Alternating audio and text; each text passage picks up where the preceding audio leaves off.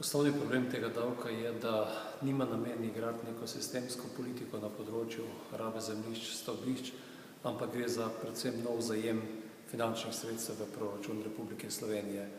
Pri teh novih obremenitvah, ki sedaj prihajajo, mislim, da so imeli zelo neenak meter in da so bistveno preveč obremenjeni ljudje, najprej že tudi z svojimi nepremičninami.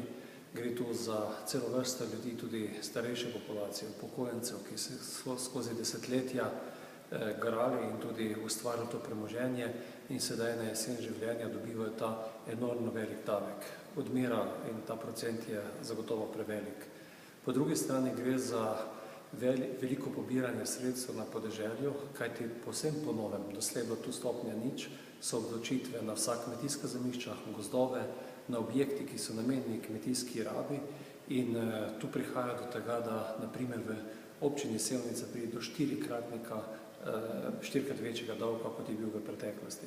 Tu gre definitivno za redistribucijo in pobiranje bistveno več sredstev na podeželju, ker tam pač so ta zemljišča. Velik problem je tudi to, da cel davek bazira na nepopolnih podatkih GURS-a in v naslednjem letu pričakujemo, da bo zelo veliko pritožb, tudi nerealnih stvari in da bo zaradi tega tudi sam zajem teh virov v proračun problematičen. Po drugi strani pa je povsem sedaj onemogočena politika občin, da ločijo med poslovnimi conami, kjer je na primer trgovinska dejavnost, med proizvodno dejavnostjo, mestnimi jedri, podeželjem.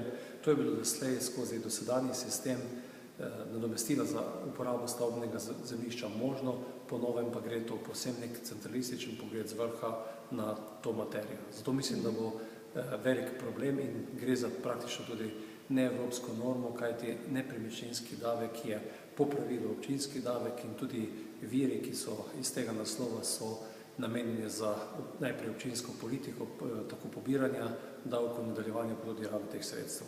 S tem davkom pa sedaj predvsem mašimo proračunsko luknjo.